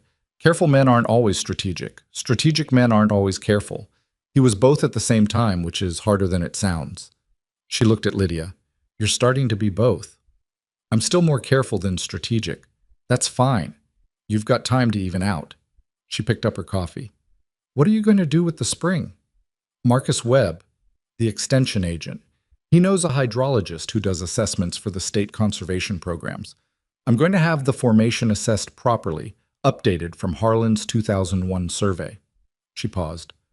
"Within the easement terms. Agricultural water rights for the operation. The animals drink a lot of water." Cora almost laughed, the closest she usually got. "Harlan would say that's exactly right." "The easement also allows for educational access," Lydia said, "which I'm thinking about, long term." She had been thinking about it since she read the letter, tentatively, not yet a plan but a direction. What Silas knows, what the journals document, the mule logging protocol we've built this year. It's not... There are people who would benefit from having access to that knowledge. Younger people trying to do what I'm doing without a Silas Boone to show up at their barn. Cora looked at her for a long moment. "You're thinking about teaching it?" "Eventually, when I understand it well enough." "You understand it better than you think." Silas says the same thing. "Silas has better judgment than he lets on," Cora said. She looked back at the road. A truck went past. Phil Darden's, Lydia recognized it, and Phil raised a hand off the wheel as he passed, which in Clanton County was a full greeting. "The county's talking about you differently than they were," Cora said. "You know that. You told me people were starting to." "I told you they might. Now they are." She set her coffee down. Dale Pruitt told someone at the hardware store that the Mercer girl knew more about working timber than he'd given her credit for. Coming from Dale, that's a public apology. Lydia thought about the auction yard, about the microphone and the laughter and the bid slip in her coat pocket, about driving home with 15 mules in a borrowed trailer on a November morning with $4 left to her name. "It's not an apology," she said, "but it's enough." "It usually is," Cora said. The summer came in hard and fast the way Blue Ridge summers do. Humidity that arrived overnight and settled in like a permanent tenant, the kind of heat that made early morning work a necessity rather than a preference. She was up by 5 every morning by mid-June, the barn work done before 7, the slope work in the cooler morning air before the heat built. The mules had adapted to the rhythm. The way working animals adapt when the work is consistent and the care is reliable. Not happily exactly, because mules are not primarily concerned with happiness, but with the settled competence of creatures who have found their function. All 15 were working now. This had happened gradually, without ceremony, across the spring, the last 3 holdouts finding their way into the rotation through patient repetition and the particular social pressure that working animals exert on one another. Bristol, who had scared her most in those first weeks, had become one of her most reliable heavy-haul animals. Strong, now predictably tempered, with a steadiness on difficult terrain that she had stopped being surprised by and started relying on. The Heartwood Agreement ran smoothly through its first 3 scheduled harvests. Eugene Greer came out twice more, once in May and once in July. And both times he walked the slopes and asked hard questions and seemed to find the answers acceptable, which from Greer meant they were more than acceptable. He had started telling people about the operation. She understood through the supply chain, not loudly, not with promotion, but in the quiet professional way that men with 27 years of reputation protect that reputation by being selective about what they associate it with. 2 furniture makers had contacted her directly, one from Virginia, one from North Carolina, both wanting to know if they could source material directly, bypassing the mill. She had redirected them to Greer because the arrangement she had made was the arrangement she intended to honor, and because Greer's expertise in grading and certification added value. She couldn't provide herself, and because she had learned from Harlan's journals and from Silas and from 6 months of mountain work that the temptation to cut out the middleman was usually the temptation to carry more than you were ready to carry. She turned down the Virginia furniture maker politely and the North Carolina one less politely when he called a second time and implied that her arrangement with Heartwood was limiting her revenue potential. She told him her arrangement with Heartwood was her business and he could contact Patricia Oakes if he had questions about it. She told Silas about the second call on a hot July morning while they were working the north slope of the property, a section she had been preparing for the fall harvest. He listened and then shrugged with the particular economy of a man who considered the outcome obvious. "You did right," he said. "I know. I'm just confirming it. I know that too." She was marking a red oak, measuring the diameter at breast height, recording it in her notebook. "Silas, when did you know it was going to work?" He was quiet for long enough that she looked up. He was looking up the slope toward the ridge, in the direction of the upper trail. "March," he said. "When you came down that slope after the mud freeze and the first haul was done and you didn't say anything about it, you just fed the animals and went inside." He paused. "People who are putting on a show can't help saying something when something goes right. You didn't say anything." She thought about that. "I wasn't putting on a show." "I know," he said. "That's what I mean." The conversation she had been putting off with Dale Pruitt happened in late July, when she brought Trace and 4 others to his lower slopes for the first contracted day of work. She had held the terms she had told Silas she would hold, her protocol, her marking, her timetable. And Pruitt had accepted them with less resistance than she had expected, which told her Cora had been right about the mud season and what it had shifted. He met her at the access gate in the morning and walked with her to the first haul site, and he was quiet in a way she hadn't expected from him. Watchful, actually observant, not performing competence but genuinely trying to understand what she was doing. "You marked these trees yourself?" he asked, looking at the selection marks on the timber she had walked with him 2 weeks earlier. "Yes. Silas walked it with me after." "He change any of your marks?" "2. He looked at the marked trees. "Which ones?" She showed him. He looked at the 2 alternate marks, the ones Silas had proposed, and the original marks she had set, and he was quiet for a moment. "The ones Silas changed," he said. "What was your reasoning on the originals?" She told him. He listened. He looked at both options again. "Your reasoning wasn't wrong," he said. "It was just shorter term than his."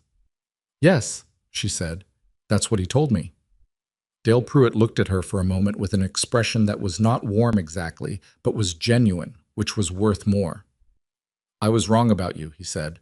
"At the auction. I said what I said, and I was wrong." She could have been gracious about it. She considered it. "You were doing what made sense from what you could see," she said. "You couldn't see what I was looking at." "What were you looking at?" She thought about how to answer that honestly. Harlan's journals, she said, and 15 animals that everyone had decided were worthless because they were inconvenient. She paused. It's easy to decide something is worthless when it doesn't fit the way you're already working. He received this without defending himself. That was when she knew he was listening for real. My boy wants to know about the mule logging, he said after a moment. He's 22. He's been watching what you're doing. Tell him to come by any Saturday morning, she said. We start at 7. The day rate for the Pruitt work was the financial bridge that got her through the summer and into fall planning. Combined with the third Heartwood payment, she closed the August books for the first time without doing the math 3 times to make sure she had it right. She did it once. It was right. She put the legal pad down and sat with the numbers for a minute in the way she had learned to receive good news, quietly, without inflation, because good news inflated too easily, and the drop when it deflated was worse than the original problem. Then she went to feed the mules. She walked the upper trail in early September, for the 3rd time, the first twice having been reconnaissance, this time with the hydrologist Marcus Webb had connected her to. His name was Thomas Reardon, and he was systematic and thorough and used equipment she didn't fully understand to measure what was beneath the well cap. He spent 3 hours on the ridge. He took samples. He made calculations in a notebook she couldn't read over his shoulder because his handwriting was medical in its illegibility. At the end, he told her what she already believed, which was confirmation rather than news. The aquifer was substantial, clean, and stable. The pressure readings were consistent with a formation that had been sealed and undisturbed for decades. The water quality, from the preliminary samples, exceeded every standard he was accustomed to measuring. Your grandfather's hydrologist was accurate, Reardon said. If anything, he was conservative. Harlan said the same thing, she said. He said the man was good but cautious. Reardon looked at the well cap and the stone collar and the ridge above them with the particular expression of a professional who has assessed many things and found most of them ordinary. This was not ordinary, and she could see him knowing it. Within your easement terms, you could establish a gravity-fed water system to the farm structures. Livestock watering, irrigation for any agricultural use. No commercial extraction, which the easement prohibits, but the agricultural application is permitted and significant. He paused. You could also apply to the state conservation program for a heritage water designation. It won't change the use terms, but it adds formal protection, and it comes with some financial recognition for stewardship. Marcus Webb mentioned that. Marcus Webb is good at his job, Reardon said. She started the water system planning that fall, working with a local contractor who had done similar gravity-fed systems in the county, and who looked at the ridge elevation and the property layout and said, with the confidence of someone who had done this enough to be bored by it, that it was straightforward work, not cheap, not fast, but straightforward. She was not in a hurry. Cora died in October. It came with the particular cruelty of deaths that follow a recovery. Cora had come home from the hospital and been herself again for 4 months, sharp and dry and present. And then on an early October morning, her heart decided it had made its last concession, and that was the end of it. Bev called Lydia before she called the county, which Lydia learned later and which told her something she hadn't known about Bev. She sat with it for a day before she did anything else. She told Silas, and he went quiet in his way and looked out at the ridge for a long moment, and then said, "She was a good woman," which was the entire eulogy he was going to give, and which was sufficient because it was true, and he meant it.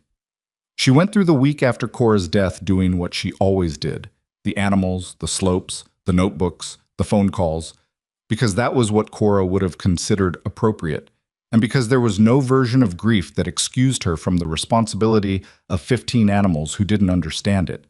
At the small service in Delwood, she sat in the back and listened to Bev speak about her aunt with an awkward love that Bev couldn't quite make smooth, but that was clearly real. And she thought about a woman who had held a box for 20 years and watched a piece of land wait for the right person and never opened the box because Harlan had asked her not to, and some people are built with that kind of fidelity. She thought about fidelity, about what it cost, about who paid it and who received it, and whether the receiving was ever as heavy as the giving. She thought it probably was, just differently weighted. After the service, standing in the small yard of the Delwood Church, in the particular gray light of an October midday, Dale Pruitt came to stand beside her. He didn't say much. He said he was sorry about Cora, and she said she was too, and they stood for a moment in the kind of silence that is not uncomfortable but is honest, which is rarer than it should be between people who started wrong. My boy showed up Saturday, Dale said. He did. He's good with the animals. He's better than I was at his age. There was no pride in how he said it, just fact, and something quieter than fact underneath it. He wants to come back. He's welcome, she said. Dale nodded. He looked at the sky. I've got another 2 landowners who've asked me about your operation, whether you'd take on additional contracted work. She had been thinking about this for 2 months, about the line between enough and too much, the line Harlan had been warning her about obliquely in journal entries that talked about other men who had found something good and then expanded it until they killed the thing that made it good. She had been very aware of that line, checking for it regularly, asking herself whether the pace was still consistent with the principles or whether it was starting to run ahead of them. I'll talk to them, she said, but slowly, on my terms. She paused. The operation doesn't scale the way a conventional business scales. That's not a weakness. It's the point. If I take on too much too fast, the work suffers and the timber suffers, and the whole thing becomes what everyone said it was going to be anyway. Dale looked at her. What did everyone say it was going to be? A mistake. He was quiet for a moment. Some things only look like mistakes from far away, he said. Up close, they look like decisions. He extended his hand. Happy to tell anyone who asks that you know what you're doing. She shook it. I know some of it, she said. I'm working on the rest. November arrived, the 1 year, though she didn't count it that way, didn't circle it in a calendar or treat it as a finish line, because she had understood early that the year condition in Harlan's will was not a finish line but a starting gate. The year was the proof of intent, nothing more. The actual work had no projected end. She went to the auction yard in Delwood on the first Saturday of November, not to buy anything. She was there because the Clanton County Agricultural Extension Office had asked her to speak for 15 minutes at the pre-auction educational session they ran quarterly, something Marcus Webb had organized, and which she had agreed to because Marcus had asked and because she had told herself she would say yes to the things that cost her something small in exchange for something that might matter. She stood at the front of a room of about 30 people, farmers, a few young people she didn't know, and in the back row, with the expression of a man who had not expected to be there but had come anyway, Dale Pruitt's 22-year-old son. She talked about selective logging, about what mules could access that machinery couldn't, about the difference between harvesting timber and managing a forest, about the fact that what she had learned in 12 months was the outline of what needed to be learned, and that the outline had been written 40 years earlier by a man who had been careful enough to leave it where the right person could find it.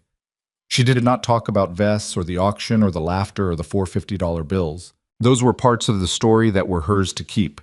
She talked about the mules specifically, about what it had meant to take 15 animals that a county had collectively decided were worthless and find out that the county had been wrong.